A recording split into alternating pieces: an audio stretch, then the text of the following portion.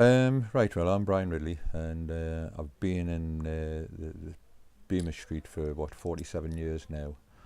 I originally started with the little shop next door, and then I took this one on a rental basis, and then I had the opportunity to buy the shop across the road when Miss Watson died. And like I said, I've been selling furniture and a bit of all sorts, over the years. It was probably a better era years ago. I mean, Stanley was a totally different place. It was a class place. They had everything. We had cinemas, we had cafes, good cafes, where the kids could go and they were like the Roma Cafe. But dance halls, of course. We had the Co-op, and we had the Pally down the bottom, which I used to go to regular. It was very, very good. Very, very good. It was a great place to meet up, I mean, there was a lot of fights went on down there and all, but well, the street was vibrant here, full of life. There was loads of passing trade, and of course, I mean, the school was on the go and all, but there was a good selection of shops down here, little specialty shops and all. I mean, we even had a little laundrette, and then there was Herdman's, the music store in the corner there. Used to sell sheet music, and she had a little sweet shop and all, which the kids from the shop used to go to, from the school, I should say. And of course, she had a little hairdressing shop at all, in the back. She was a bit of a character, Mrs. Herdman, Effie, she was called.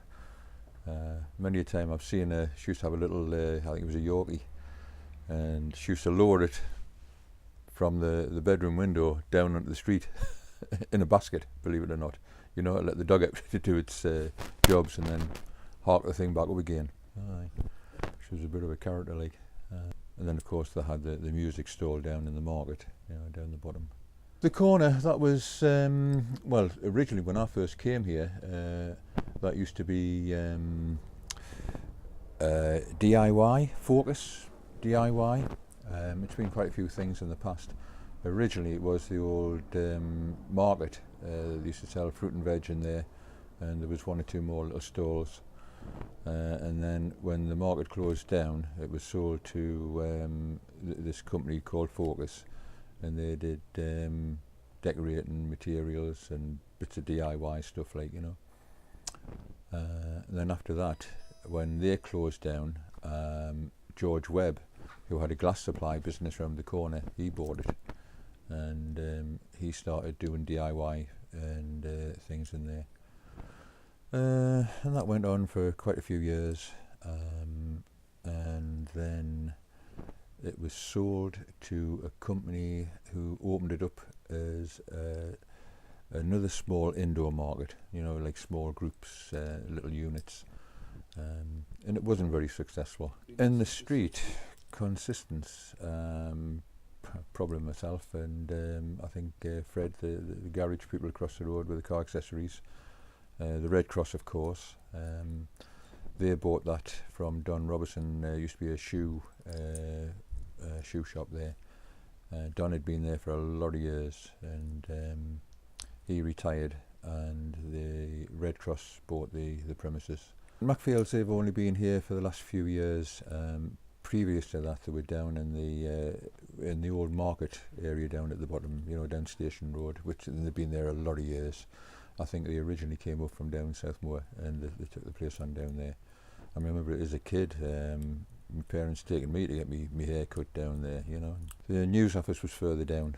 I think that was a bit of a miss and all, the Stanley News,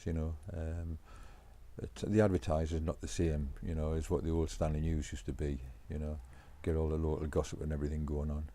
Mind having said that, used to get the gossip going on in the barbers and all, that was the best place to find out what had been happening around the area. Well, they've got some good facilities, of course, now, I mean, we've got the baths and everything up there, and we've got the sports centres and what have you.